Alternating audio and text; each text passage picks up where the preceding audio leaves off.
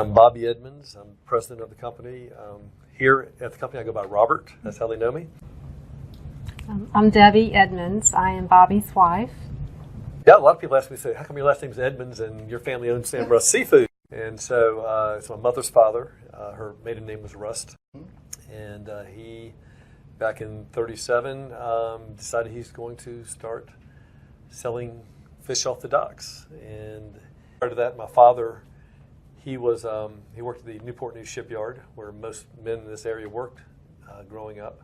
And he'd gone as far as he could go with his education. And so he took a leap of faith and joined my grandfather just in a humble little shack. Around 2005, my father unfortunately developed Alzheimer's, and about 2005 is when he had to stop leading the company. And then in 2013, we lost a major supermarket chain that we had dealt with for over 25 years. Been their primary supplier. They got new management, and they had different ideas in the direction of the company. So they basically fired us, and that was our single largest account at that time. And so that really got our attention. It's a real punch in the gut to us. A few months later, in early 2014, another large customer of ours, they were in the top 5. They decided to go a different direction. We lost another restaurant chain shortly after that. And so our income dropped about $5 million in an 18-month period. When we lost those major accounts, I was starting to question myself. Okay, what are you going to do to right this ship? And I really didn't have a whole lot of ideas to draw from. And that's when I started thinking, I've got to look outside of here to find the answers because I don't have them. My nephew, Luke Barton, he works for the IT company in Virginia Beach, and he had gone to a seminar that he'd been invited to. And of all people, Brian Dodge was the speaker. And he called his dad, who's the vice president here, Dan Barton, and said, "Dad, this guy's great." He said, "I want you to, go on YouTube and listen to him talking, blah, blah, blah." And so Dan did, and Dan came over and said, "Hey, Robert," said, "check this guy out, man." And so, I said, "Well, it's worth a phone call." I kind of had my mind made up, and said, "We'll call him." And after the first hour conversation with Mr. Dodge, I started saying, well, maybe there's something here. And I really expected my brother to just not agree, but he said, Brian struck a chord with all of us. Just from my first conversation with Brian, he kind of throws it all out on the table at you. And he is about family, and I could just tell the sincerity, and I could see his heart. Especially after about the third conversation, I said, "This is the guy," and it was a risk for us. So let's take this risk. I think it's a good risk, and but I was 99.5% convinced that I had the right guy.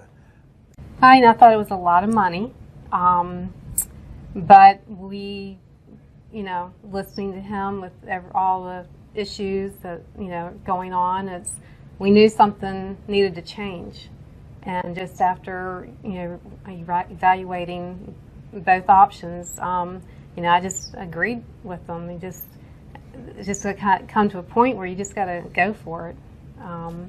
And I watched a couple of Brian Dodge's videos that he had, and I was like, you just got to go for it.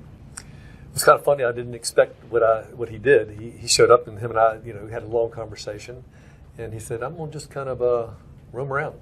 I said, "Okay," and so I didn't see him for a while. Later in the day, when we got back together, we started talking, and I could tell he had assessed certain individuals around here, and he didn't know them prior to this. I knew that, but he had assessed them perfectly. And he was sitting there telling me things I already knew, and I was sitting there looking at him, wondering how did you surmise all this so quickly? Right. But that was the first that really spoke to me there. In the first meeting we had, I was very anxious about the first meeting when we had the conference room here full of our employees. And shortly thereafter, though, my fears were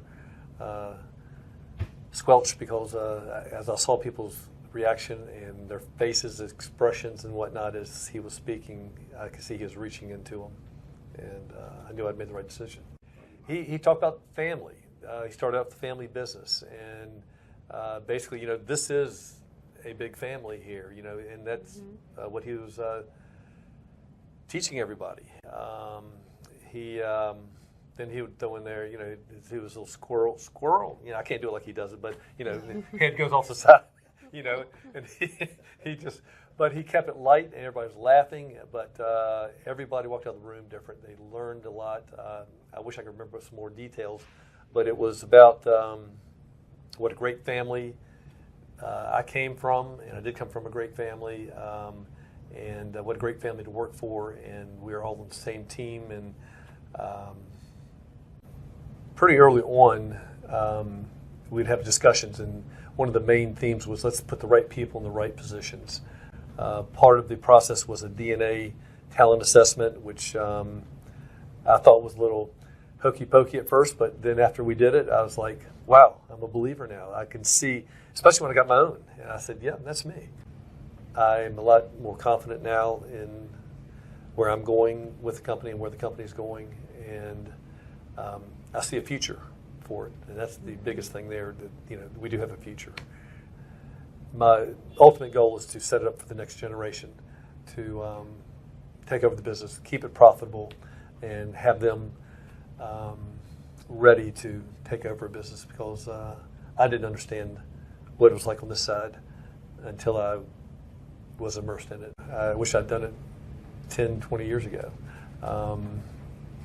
And my relationship, especially with my brother and brother-in-law, there's a much better understanding between the three of us now. We have had an increase in business the last couple of years, and I think a lot of it is due to we are an organization now where we were very disorganized. Everyone is working together much better now. You know, if I had my way, I'd have him fly out here more often. That would be, because he, just being around him, it just re-energized me. And now even, you know, that's the cool thing about him. He told me when he left, said, I'm not out of your life forever now, so don't get your hopes up.